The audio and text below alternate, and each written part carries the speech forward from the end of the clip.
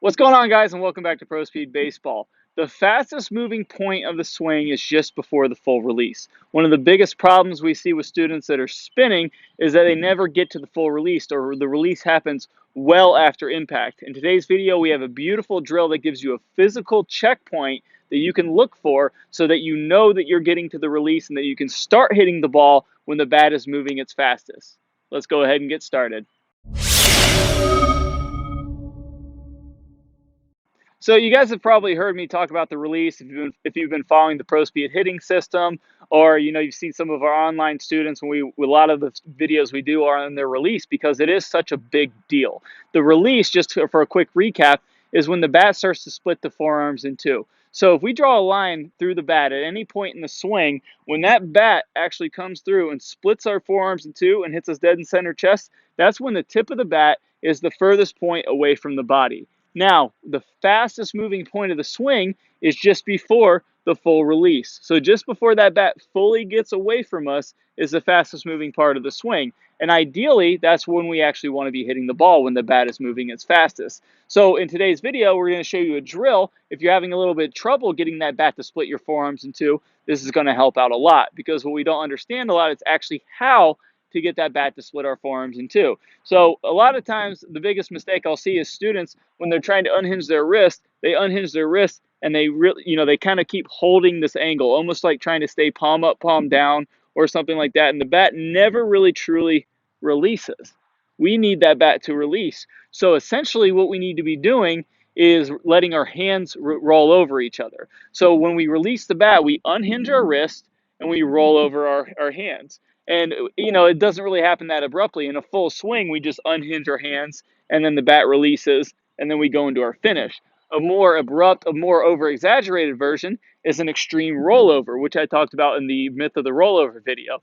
So that video has kind of sparked a good drill that we can do that'll help us get the bat to split our forearms. So to get our bat to split the forearms, we need the right hand to start going over the left hand. That's what actually moves the bat to split the forearms in two. So that's exactly what we're going to do in today's drill. We are actually going to release this bat, but we're going to have a physical marker so that we know that we're doing it. And what that physical marker is we're going to use the insides of our forearms and we are going to touch them together, and we're going to make sure that we leave our hands in front of our body. So what's going to happen is we're going to make just little easy swings, and we're going to let the hands roll over. We're going to actually let our forearms touch. Now, this is not what we're going to be doing in the full swing. This is just to start to learn how to actually get that bat to pass so that it can split our forearms in two, so that we can actually fully release this bat. So this is an over-exaggeration so that we can learn the correct move.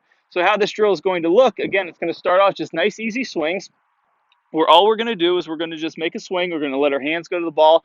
We're going to get into a good low stride position, and we're going to swing, and we're going to make sure that our forearms are touching in our follow through. Now, the second big checkpoint is that I need to make sure that my hands are still in front of my body. I don't want to swing and then have my forearms touch on the opposite side of my body or in front of my body. From the down the line view, which you guys are at right now, I still need to be able to see both hands. So again, we're not going to be able to swing this super hard, because if we swung really fast, it's going to carry our hands around us a little bit more.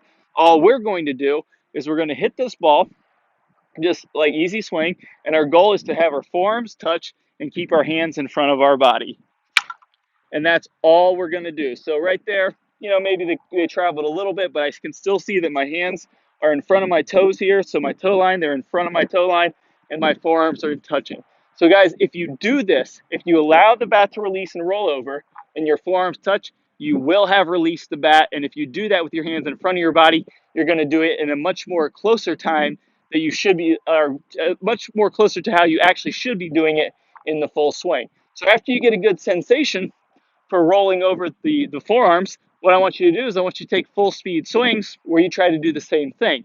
So when you're doing the full speed swings, you got to kind of take a little dose of common sense, where you're not going to really just lock yourself up. What you're going to do is just make a full swing with the intention to touch both of your forearms. But if you do this right, there's going to be too much speed in the bat, and we're going to get to what we look like a really nice swing. So if I just do this with a soft intention to try to get my forearms to touch, but I allow the bat to swing naturally, I'm going to get a very normal looking, very nice, powerful swing. And then that way we can get really nice strikes on the ball. Do one more for you guys from here down the line. And again, this is me truly swinging with an intention to let my forearms touch in the follow through. So we're going to get into a good low stride position and just make nice swings with that intention. Guys, releasing the bat could not be more important because it's the thing that actually takes the bat to hit the ball. If we're doing it, we might as well do it at as high a speed. If we're releasing correctly, we can actually do that. Guys, thanks for watching. I really hope you enjoyed the video, and if you did, stay tuned. I got an even better bonus coming up for you. Getting the proper transition before allowing those hands to release is insanely critical to allow this bat to release properly. What I'm going to do is I'm going to play a preview of one of our premium videos from our membership website at the end of this video that you can see absolutely free by clicking on the iCard in the top portion of your screen or in the link in the description below. Go ahead and check that out, guys. Thanks again for watching. Good luck with your games. Good luck with your swings, and we'll see you guys soon. Today, I'm going to show you the #1 move that kills bat lag. But most importantly, we're going to do a drill that will instantly give you a tight transition into bat lag and have your swing looking drastically better today. The move that I'm talking about here is when we're going into our transition and the bat lays down, and now the only thing that we have to rely on for bat speed is our pure strength. From Mike Trout, he does this really, really well. You'll see as we pause him here in the max bat lag position, his barrel is really high and you can see that it's barely dipping into that line. You can imagine if this was a nail and this bat was a hammer, if I was trying to hammer this nail in like this would be kind of like me dumping the bat. But if I'm letting this hammer swing and slam into this ball over and over again, I'm going to be very, very efficient. Now, I'm sure you guys are ready for it by now. Let's go ahead and dive into the wall drill. All right, guys, here we go, the wall drill.